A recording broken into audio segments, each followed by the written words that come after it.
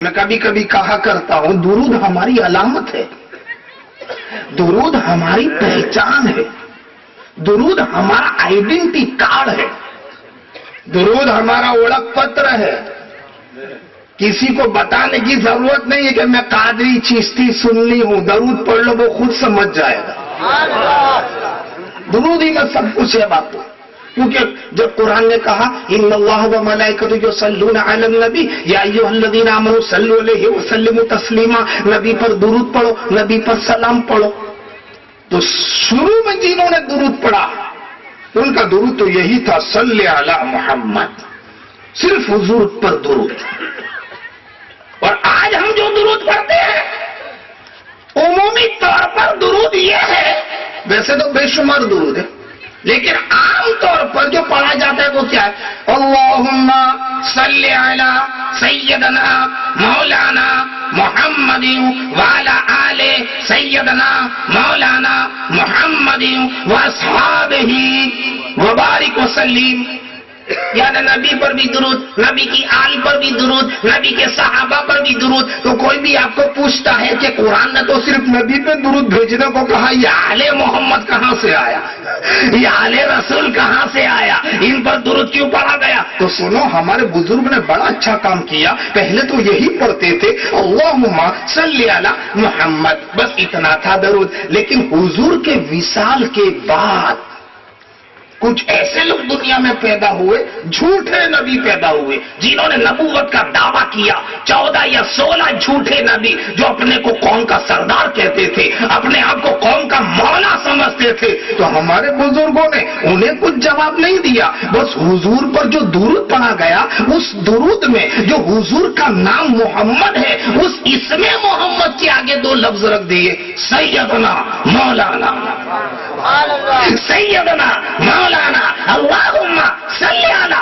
سیدنا مولانا محمد وعلی آل سیدنا مولانا محمد۔ اے جھوٹے نبیوں، ہم تمہاری سرداری نہیں مانتے، دنیا اور آخرت میں ہمارا کوئی سردار ہے تو وہ محمد عربی، محمد ہمارے آقا ہے، محمد ہمارے سردار ہیں۔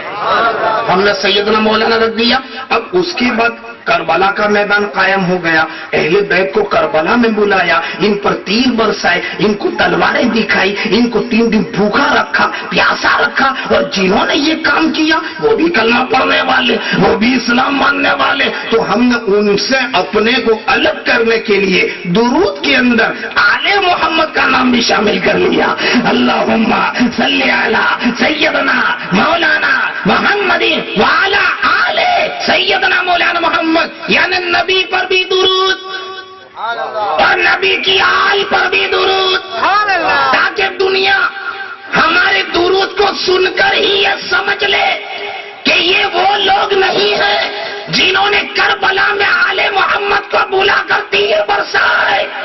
ارے یہ تو وہ ہے جو آل رسول پر درودوں کے پھول نچھاور کرتے ہیں، درودوں کے پھول نچھاور کرتے ہیں۔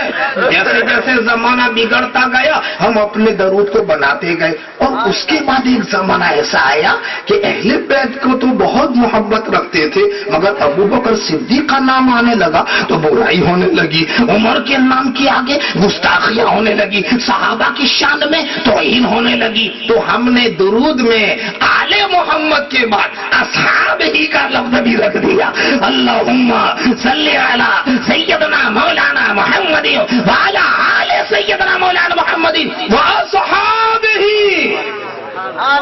یعنی نبی پر بھی درود، نبی کی اولاد پر بھی درود، اور نبی کے صحابہ پر بھی درود، تاکہ دنیا ہمارے درود کو سن کر ہی یہ سمجھ لے کہ یہ صحابہ پر درود بھیجنے والے ہیں، یہ صحابہ سے محبت رکھنے والے ہیں۔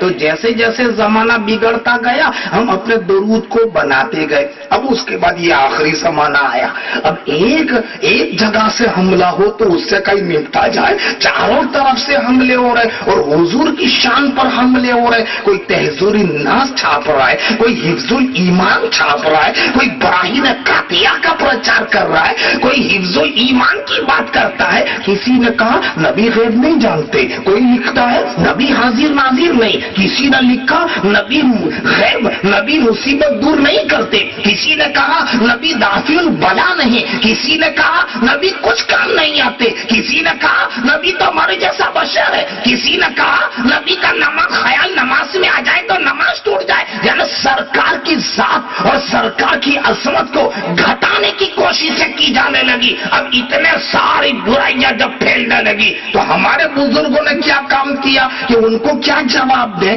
ایک اسپیشل درود ہی بنا دو، ایک اسپیشل درود ہی بنا دو۔ تو ان لوگوں کے جواب میں ایک درود بن گیا، اللہم صلی علی سیدنا مولانا محمد صاحب التاج والمعراج والبراق والعلام دافع البلاء والوباء والقحط والمرض والعلم سید المرسلین۔ کون محمد؟ کاشفی المدبرین۔ کون محمد؟ انیس الغریبین۔ کون محمد؟ رحمت للعالمین۔ ارے کون محمد کا جو سید الثقلین ہے، جو نبی الحرمین ہے، جو امام القبلتین ہے، جو وسیلتنا فی الدارین ہے، جو صاحب قاب قوسین ہے، جو محبوب ربی مشرقین و ربی مغربین ہے۔ ارے نام بتاؤ وہ کون کا؟ جد الحسن والحسین، جد الحسن والحسین، وہ محمد۔ تو درود تاج بن گیا، درود تاج بن گیا۔ لوگ کبھی کبھی مجھ سے پوچھتے ہیں کہ حضور کے زمانے میں درود تاج نہیں تھا، تو میں کہتا ہوں تم بھی نہیں تھے۔ ارے جیسے جیسے تم بڑھتے گئے ہمارا درود بنتا گیا۔ اللہم صلی علی سیدنا مولانا محمد ناظر الجود والکرم بارک وسلم۔